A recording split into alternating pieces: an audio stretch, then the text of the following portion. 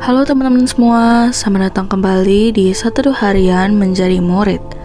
Nah, kalau kita kemarin baru aja selesaiin bilangan 11, hari ini kita akan masuk ke bilangan 12 dari ayat 1 sampai 16 nih teman-teman. Kita akan membahas tentang pemberontakan Miriam dan Harun. Nah, seperti biasa aku akan bacain dulu bacaan firman Tuhan kita untuk hari ini ya teman-teman. Bilangan 12 ayat 1 sampai 16. Pemberontakan Miriam dan Harun. Miriam serta Harun mengatai Musa berkenaan dengan perempuan Kus yang diambilnya, sebab memang ia telah mengambil seorang perempuan Kus. Kata mereka, "Sungguhkah Tuhan berfirman dengan perantaraan Musa saja? Bukankah dengan perantaraan kita juga ia berfirman?" Dan kedengaranlah hal itu kepada Tuhan. Adapun Musa ialah seorang yang sangat lembut hatinya, lebih dari setiap manusia yang di atas muka bumi. Lalu berfirmanlah Tuhan dengan tiba-tiba kepada Musa, Harun, dan Miriam. "Keluarlah kamu bertiga ke kemah pertemuan." Maka keluarlah mereka bertiga. Lalu turunlah Tuhan dalam tiang awan dan berdiri di pintu kemah itu, lalu memanggil Harun dan Miriam, maka tampillah mereka keduanya. Lalu berfirmanlah ia, "Dengarlah firmanku ini. Jika di antara kamu ada seorang nabi, maka aku, Tuhan, menyatakan diriku kepadanya dalam penglihatan. Aku berbicara dengan dia dalam mimpi. Bukan demikian hambaku Musa, seorang yang setia dalam segenap rumahku. Berhadap-hadapan aku berbicara dengan dia terus terang, bukan dengan teka-teki, dan ia memandang rupa Tuhan. Mengapakah kamu tidak takut mengatai hambaku Musa?" Sebab itu bangkitlah murka Tuhan terhadap mereka, lalu pergilah ia. Dan ketika awan telah naik dari atas kemah, maka tampaklah Miriam kena kusta putih seperti salju. Ketika Harun berpaling kepada Miriam, maka dilihatnya bahwa dia kena kusta. Lalu kata Harun kepada Musa, "Ah Tuanku, janganlah kiranya timpakan kepada kami dosa ini, yang kami berbuat dalam kebodohan kami. Janganlah kiranya dibiarkan dia sebagai anak gugur, yang pada waktu keluar dari kandungan ibunya, sudah setengah busuk dagingnya." Lalu berserulah Musa kepada Tuhan, "Ya Allah, sembuhkanlah kiranya dia." Kemudian berfirmanlah Tuhan kepada Musa, "Sekiranya ayahnya meludahi mukanya, tidakkah ia mendapat malu selama 7 hari? Biarlah dia selama 7 hari dikucilkan keluar tempat perkemahan, kemudian bolehlah ia diterima kembali." Jadi dikucilkanlah Miriam keluar tempat perkemahan 7 hari lamanya, dan bangsa itu tidak berangkat sebelum Miriam diterima kembali. Kemudian berangkatlah mereka dari Hazerot dan berkemah di padang gurun Paran. Jadi demikian teman-teman bacaan firman Tuhan kita untuk hari ini. Ayo sekarang kita langsung masuk ke renungannya ya guys. Oke guys, jadi ada udang di balik batu. Ya, ada aja orang yang protes-protes dengan apa yang dimiliki orang lain, yang ternyata sebenarnya dia iri dengan pencapaian orang itu.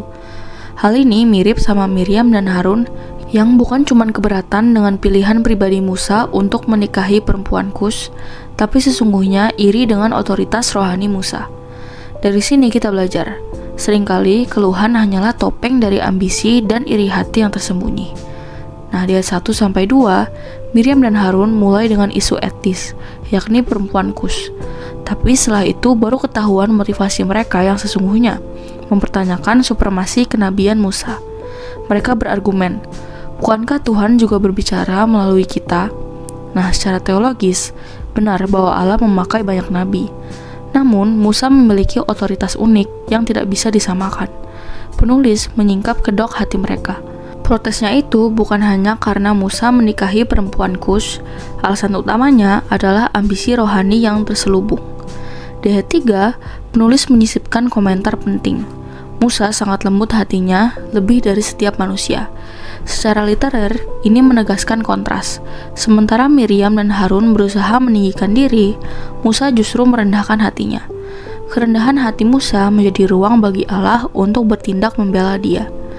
Di ayat 4-9, Allah turun dalam tiang awan, bukan sebagai sahabat yang ramah, tetapi sebagai hakim yang berdaulat. Ia memanggil 3 bersaudara itu ke hadapannya. Allah menegaskan perbedaan antara nabi biasa yang menerima mimpi atau visi penuh teka-teki dengan Musa yang berbicara berhadap-hadapan dengannya. Musa unik karena anugerah panggilan ilahi untuknya. Retorika Allah tegas, "Mengapa kamu tidak takut mengatai hambaku Musa?" Di ayat 10-15, hukuman langsung jatuh pada Miriam. Ia terkena kusta. tanda pengucilan total dari komunitas. Miriam yang sebelumnya bernubuat dan memimpin nyanyian kemenangan, kini harus diasingkan. Ironi ini menyentuh, seorang pemimpin rohani pun bisa jatuh ketika melawan tatanan Allah. Namun di tengah murka, ada belas kasihan. Musa tidak menertawakan atau bersukacita atas nasib saudaranya, melainkan bersyafaat singkat namun penuh urgensi dan empati. Ya Allah, sembuhkanlah kiranya dia. Allah mendengar, tetapi tetap mendidik. Miriam harus menanggung malu 7 hari di luar perkemahan.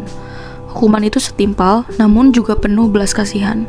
Seluruh bangsa rela berhenti berjalan, menunggu Miriam kembali. Sebuah gambaran bahwa komunitas Allah tidak meninggalkan anggotanya, sekalipun yang bersalah. Musa dibela oleh Allah ketika otoritasnya dipertanyakan. Namun, ada seorang yang lebih besar dari Musa. Dia adalah Yesus Kristus. Musa berbicara tatap muka dengan Allah, tetapi Yesus adalah firman Allah yang menjadi manusia. Musa setia dalam segenap rumah Allah, tetapi Kristus adalah anak yang memimpin atas rumah itu.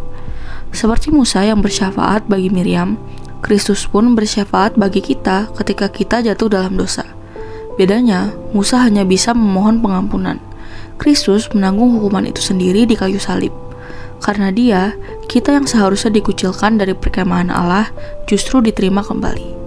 Ya, jadi segitu saja renungan kita untuk hari ini.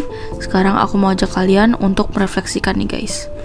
Nah guys, kisah Miriam dan Harun bukan cuma catatan sejarah kuno. Kisah ini adalah cermin bagi kita yang sering iri, menolak otoritas, atau menuntut posisi. Sama seperti Allah membela Musa, demikian pula Allah setia memelihara para pemimpin yang benar-benar dipanggilnya. Namun pada saat yang sama, Dia juga mendidik dengan kasih mereka yang memberontak. Kalau kita mau jujur nih guys, dalam kehidupan modern, kita sering merasa tidak adil ketika orang lain mendapat posisi lebih dari kita. Di rumah kita bisa kesel, karena orang tua lebih memperhatikan saudara kita, jadi kita merasa orang tua pilih kasih. Di sekolah atau kampus, kita iri pada teman yang selalu jadi ketua. Di kantor, kita merasa bos lebih mendukung rekan kerja yang lain. Bahkan di gereja, kita bisa mempertanyakan kenapa pemimpin tertentu yang dipakai, bukan kita. Pemikiran itu muncul karena kita merasa si ketua itu kurang cakap, banyak kelemahan. Nah, kisah ini mengingatkan kita bahwa otoritas pemimpin berasal dari Allah, bukan hasil kompetisi manusia. Tugas kita adalah menghormati, mendoakan, dan mendukung mereka, sambil belajar kerendahan hati Musa yang tidak membela dirinya, melainkan menyerahkan pada Allah. Apakah aku sudah menghormati pemimpin di rumah, sekolah, kantor, atau gereja? Atau aku lebih sering mengkritik, iri, bahkan diam-diam ingin merebut perannya? Walau kalau merebut sih kayaknya enggak ya.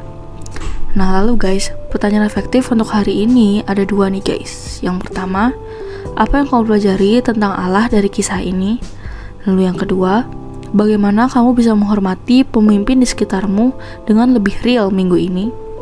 Seperti biasa, teman-teman boleh jawab sendiri, atau kalau mau komen di bawah jawaban kalian juga boleh banget guys. Ya jadi segitu aja satu kita untuk hari ini. Sekarang aku mau pimpin kalian dalam doa penutup ya teman-teman. Teman-teman, mari kita berdoa. Tuhan, ampuni aku jika aku sering iri dan melawan otoritas yang Engkau tetapkan. Ajari aku menghormati orang tua, guru, atasan, dan pemimpin rohani. Aku berdoa bagi mereka yang memimpin kami di sekolah, kantor, dan gereja. Penuhi mereka dengan Roh Kudus, dan tolong aku untuk rela dipimpin sehingga ada harmoni dalam komunitas. Dalam nama Yesus, Sang Pemimpin sejati, aku berdoa. Amin. Tetap semangat guys, Tuhan Yesus beserta kita. Thank you for watching and see you in the next video. Bye-bye.